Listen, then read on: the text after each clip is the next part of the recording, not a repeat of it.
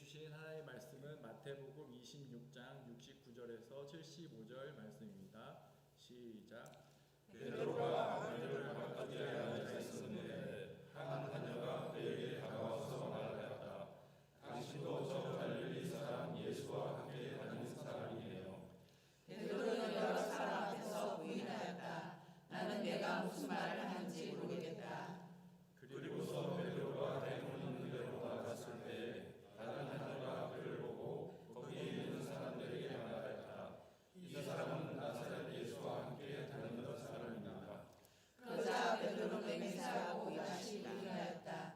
나는 그 사람을 알지 못하오. 조금 뒤에 거기에 서 있는 사람들이 베드로에게 다가와서 베드로에게 말하였다. 당신은 틀림없이 그들과 함께요. 당신의 말씀을 보니 당신이 분이 되었나오. 그때 베드로는 저주하며 맹세하여 말하였다. 나는 그 사람을 알지 못하오. 그러자 답이 울었다. 베드로는 답이 울기 전에 내가 나를 세 번 부인할 것이다. 다시 예수의 말씀이 생각나서 바깥으로 나가서 몹시 울었다.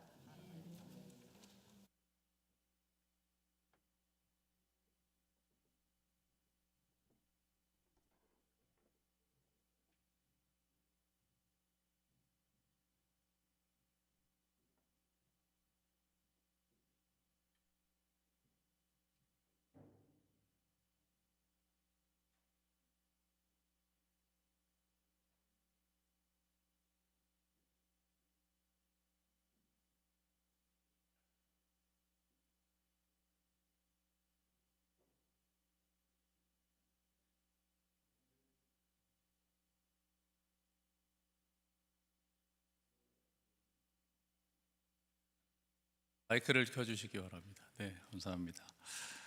오늘의 말씀은 베드로가 예수님을 3번 모른다고 부인하는 내용입니다. 비교적 많이 알려진 말씀인데요. 오늘은 이 말씀을 우리가 3가지 측면에서 한번 살펴보기를 원합니다. 오늘 69절은 이렇게 시작합니다. 베드로가 안뜰 바깥쪽에 앉아 있었다. 베드로는 어떤 사람이었었나요? 예수님의 최측근에서 예수님을 따랐던 제자이지요. 그는 벳사람이었습니다.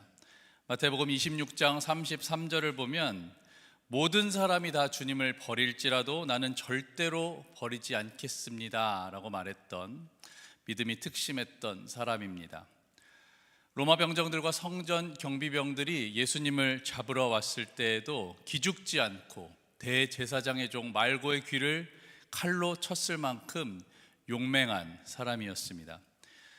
이 안뜰 바깥쪽에도 예수님이 잡혀간 이후에 베드로는 도망가지 않고 예수님이 어떻게 되시는지를 보려고 따라온 것이었습니다. 그런데 이렇게 믿음이 특심하고 용맹했던 베드로가 한 하녀의 한마디에 무너지고 맙니다. 69절에 한 하녀가 이렇게 말합니다. 당신도 저 갈릴리 사람 예수와 함께 다닌 사람이네요. 70절에 베드로가 대답합니다. 여러 사람 앞에서 부인하면서 무슨 말을 하는지 모르겠다. 예수와 함께 있던 사람 아니에요? 했던 말에 베드로는 무슨 말 하는지 모르겠는데 라고 무심코 나온 말이었는지도 모릅니다. 예수와 함께 다닌 사람이네요. 뭔 말이야.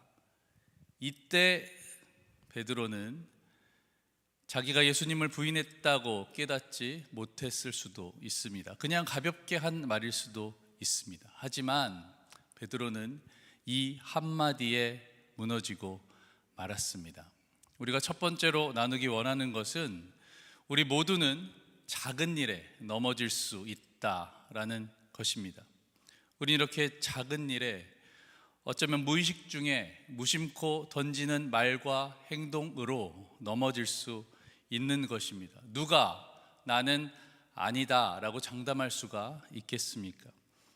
우리는 때로 다른 사람들이 실수를 하거나 유혹에 빠진 것을 보고는 나는 저러진 않을 거야 라고 생각하곤 하지만 그 누구도 실수가 없거나 모든 유혹을 견딜 수는 없는 것입니다.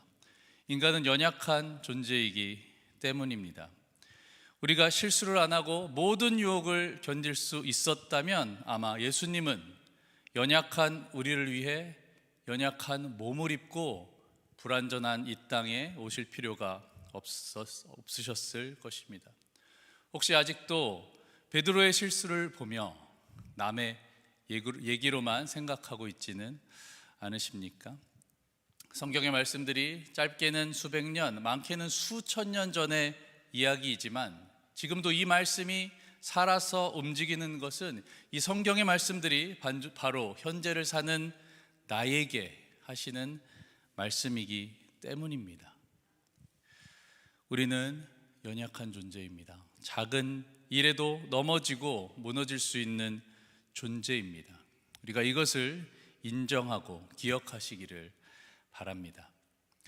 우리가 두 번째로 생각해 보고자 하는 것은 시험은 한 번으로 끝나지 않는다는 것입니다. 베드로는 예수님을 몇 번 부인했죠? 3번 부인했습니다.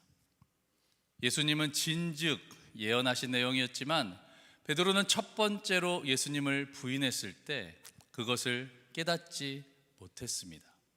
아니, 부인한 것조차 이게 부인이라고 전혀 느끼지 못했을 수도 있습니다. 더 나아가서 이 비슷한 일이 3번이나 반복적으로 생길 것이라고는 전혀 생각하지 못한 것 같습니다. 우리는 이 스토리를 다 아니까 어떻게 그럴 수가 있었을까라고 생각하지만 그 상황 속에 있을 때는 모르는 것입니다. 그 일을 겪고 있을 때, 그 일을 당하고 있을 때는 모릅니다. 베드로는 한 번이 아니라 예수님을 3번이나 부인할 동안에 자신이 예수님을 부인한 것을 깨닫지 못했습니다. 성도의 시험은요, 한 번으로 그치지 않습니다. 한 번 넘어졌던 시험은 물론이고 과거에 이겨냈던 시험도 성도들에게 반복적으로 찾아옵니다. 그렇기 때문에 우리는 누구도 자신의 믿음을 장담할 수가 없는 것입니다. 교만할 수가 없습니다. 정죄할 수가 없습니다. 판단하고 비판할 수가 없습니다. 나의 죄는 보이지 않고 남의 죄만 보인다면 여러분 그 시선을 나에게 돌리시기를 바랍니다. 남의 죄가 보이는 바로 그때 나를 돌아볼 수 있으시기를 바랍니다. 마지막으로 3번째로 나누고 싶은 것은 바로 베드로의 눈물입니다. 베드로는 오늘 말씀 75절에 달기 울자, 예수님의 말씀이 생각나서 몹시 울었다라고 합니다. 개역 개정에는 심히 통곡했다라고 기록하고 있습니다. 베드로가 왜 울었을까요? 베드로는 예수님을 부인할 동안 자신이 부인한 것을 깨닫지도 못하다가 달기 울자 예수님의 말씀이 생각났습니다. 예수님을 3번이나 부인할 동안 깨닫지 못한 충격이 컸을 것입니다. 나는 부인하지 않겠습니다. 큰 소리 쳤던 자기 자신이 부끄러웠을 것입니다. 후회가 됐을 것입니다. 예수님 앞에 죄송했을 것입니다. 내가 이거밖에 안 되나? 자괴감과 자책감이 들었을 것입니다. 베드로는 아마도 오랫동안 울고 오랫동안 괴로워하며 예수님께 죄송한 마음을 가지고 자신을 되돌아봤을 것입니다.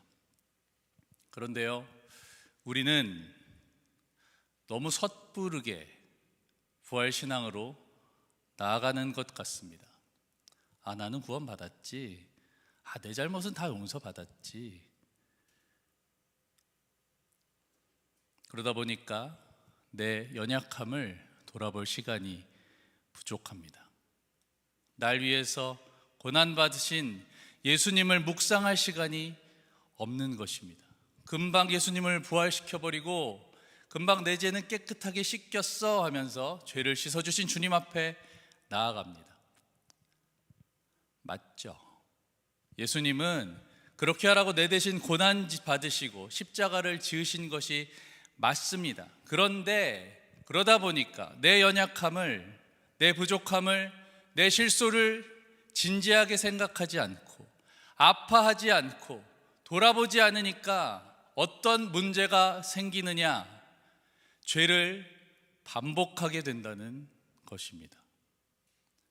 작은 시험에도 넘어지고 만다는 것입니다. 아픔 없이 얻다 보니 귀중한 것을 알지 못합니다. 용서받은 것에 집중하다 보니까 죄에는 무뎌지게 된 것입니다. 판단하지 말라고 하셨는데 판단하고, 비판하지 말라고 하셨는데 비판하고, 미워하지 말라고 하셨는데 미워하고, 시험에 들지 않게 깨어 있어라, 기도해라 말씀하셨는데 그러질 못하고 자꾸 시험에 드는 것입니다. 제가 청년 때 저에게 이런 말씀을 해주신 목사님이 계십니다. 언제까지 같은 자리만 뱅글뱅글 돌고 있을 거냐? 제가 결단하고 가지도 못하고 포기하고 돌아서지도 못하고 가려다가 시험 들고 시험 든 것 같은데 다시 일어나고, 그런 모습이 안타까워서 해주신 말씀입니다. 제가 사순절을 보내면서 이런 메시지를 많이 전했습니다. 예수님의 고난을 깊이 묵상할수록 예수님의 사랑이 더 크게 느껴질 것입니다. No pain, no gain. 고통 없이 얻는 것은 없습니다. No cross, no crown. 십자가 없는 면류관은 없는 것입니다. 지금은 고난주간입니다. 사랑하는 성도 여러분, 이 베드로의 모습은 바로 저와 여러분의 모습입니다. 작은 일에도 넘어지는 연약한 우리임을 인정합시다. 시험은 한 번만에 그치는 것이 아니라, 한 번 극복했다고 이겨낸 것이 아니라 반복적으로 우리에게 온다는 것을 잊지 맙시다. 차갑지도 뜨겁지도 않은 상황에 있다면 기도하십시오. 나는 보이지 않고 남만 보인다면 기도하십시오.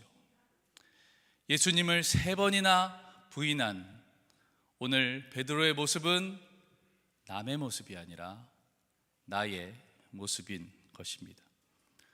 사랑하는 성도 여러분, 지금은 울어야 할 때입니다. 지금은 예수님의 말씀대로 살지 못했던 나의 모습을 돌아보면서 그것이 후회가 되고 죄송하고 자괴감이, 죄책감이 들어서 울어야 할 때입니다.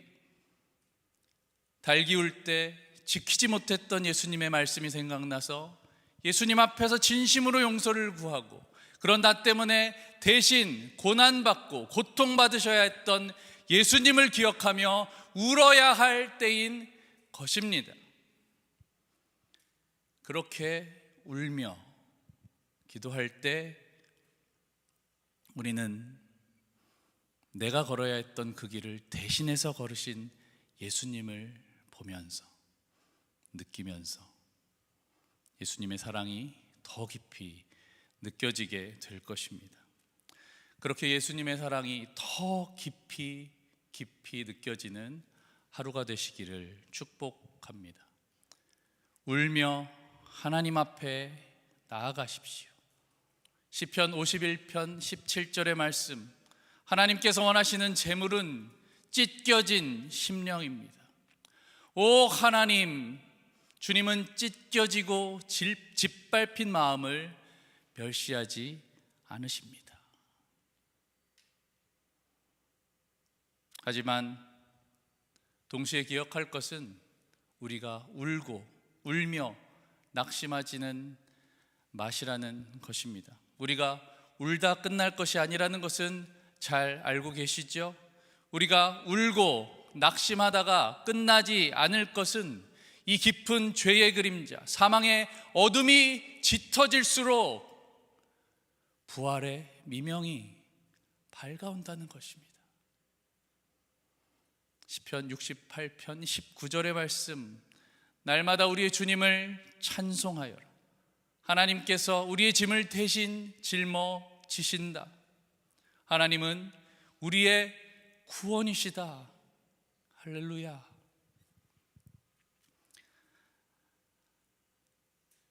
하나님이 우리를 구원하십니다. 하지만 사랑하는 성도 여러분, 오늘은 여러분의 눈물을 하나님 앞에 흘리십시오. 달기 울었을 때 예수님의 말씀이 생각나서, 자신의 모습이 생각나서 깊이 통곡했던 것처럼, 심히 울었던 것처럼 오늘은 여러분의 눈물을 하나님 앞에서 흘리십시오. 예수님의 사랑을 더욱 깊이 체험하며 우리의 신앙이 더욱 깊어질 것입니다. 함께 기도하겠습니다. 이 시간 말씀을 생각하면서 기도하기를 원합니다. 여러분, 우리의 연약함을 고백합시다. 반복되는 죄를 회개합시다. 하나님의 말씀을 내가 아니라 남에게 되었던 것을 회개합시다. 판단하고 비판하고 미워하고 정죄했던 것들, 우리의 부끄러운 모습들을 주님 앞에 회개하며 나아가기를 원합니다. 또 한 가지 기도할 것은 우리 고난주간 새벽 예배를 위해서 기도해 주십시오. 성금요일 예배를 위해 기도해 주십시오. 이번 주일 부활주일 예배를 위해 함께 기도하기를 원합니다. 지난주에 입교하고 세례 받으신 분들이 있습니다. 이번 주에 유스에서 입교하고 세례 받는 우리 청소년들이 있습니다. 모든 하나님의 자녀들이 구원받은 감사와 감격으로 주님 앞에 나와 예수님의 이름을 높이며 온몸과 마음과 정성을 다해 예배할 수 있도록, 부활절을 준비하는 모든 손길을 위하여서, 나의 마음을 위하여서 이 시간이 두 가지의 기도 제목으로 함께 기도하겠습니다. 하나님, 우리 가운데 함께하여 주시옵소서. 오늘 말씀을 생각하면서 기도합니다. 아버지 하나님, 베드로가 예수님의 말씀을, 예수님을 3번이나 부인하며 아버지 앞에 죄를 범했나이다. 아버지 하나님, 그것을 깨닫지 못하고 3번이나 반복될 동안 깨닫지 못했지만 그것은 베드로의 모습이 아니라 바로 나의 모습이었음을 하나님 앞에 고백하며 나아갑니다. 하나님, 달기 울었을 때 예수님의 말씀이 생각나서, 내 죄가 생각나서 심히 통곡하고 울며 자복했던 베드로처럼 아버지 하나님, 우리도 우리의 죄를 고백하며 하나님 앞에 깊이 자복하고 통회하며 나아가게 하여 주시옵소서. 하나님 앞에 눈물로 나아갈 때에, 무릎으로 나아갈 때에 예수님의 고난과 고통, 그 고통이 내가 졌어야 하는 고통임을 더욱더 깊이 묵상하며 나아갈 때에 나를 위한 예수 그리스도의 사랑이 더욱더 깊이 느껴질 것을 믿습니다. 하나님과의 관계가, 예수님의 사랑이 내 안에 더욱더 충만할 것을 믿사오니 아버지 하나님, 무릎으로 하나님 앞에 나아갈 수 있도록 도와주시옵소서. 하나님, 또한 이 새벽 예배와 성금요일 예배와 부활주일 예배를 위해서 기도하오니 아버지, 주님의 모든 백성들이 주님 앞으로 나와 예수 그리스도의 깊은 사랑을 느끼며, 특별히 부활주일에는 부활신앙에 감사하며 우리도 영생 얻었다는 그 사실을 하나님 앞에 찬양하며 기쁨으로 예배하게 하여 주시옵소서. 하나님, 오늘도 말씀 앞에 서게 하시니 감사합니다. 고난주간을 보내고 있습니다. 베드로가 예수님을 3번 부인할 동안 깨닫지 못했었는데 아버지, 그것은 베드로의 모습이 아니라 나의 모습이었음을 고백합니다. 그러나 베드로가 달기 울었을 때 예수님의 말씀을 떠올리고 자신의 모습을 생각하며 통곡하고 심히 울었던 것처럼 우리도 오늘 말씀 앞에 우리의 죄를 깨닫고 나아가오니 하나님 앞에 자복하고 통회하는 심령으로 기도하게 하여 주시옵소서. 아버지 하나님, 우리를 받아주시고 이 깊은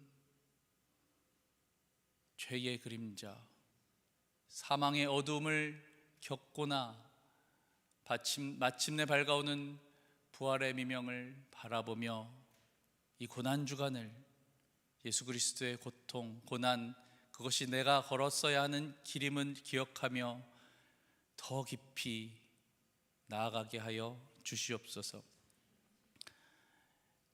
고난주간 새벽 예배와 성금요일 예배와 부활주일 예배를 위하여 기도하오니 하나님의 백성들이 진정한 예수님의 사랑을 깨닫고 온전히 하나님을 예배하게 하여 주시고, 특별히 부활주일에는 구원받은 모든 백성들이 하나님 앞으로 나와 구원받은 것에 감사하며 예수 그리스도의 이름을 높이며 천국을 바라보며 기쁨으로 예배할 수 있도록, 감사로 예배할 수 있도록, 감동으로 예배할 수 있도록 하나님 우리의 예배를 붙잡아 주시고 그렇게 예배하게 하여 주시옵소서.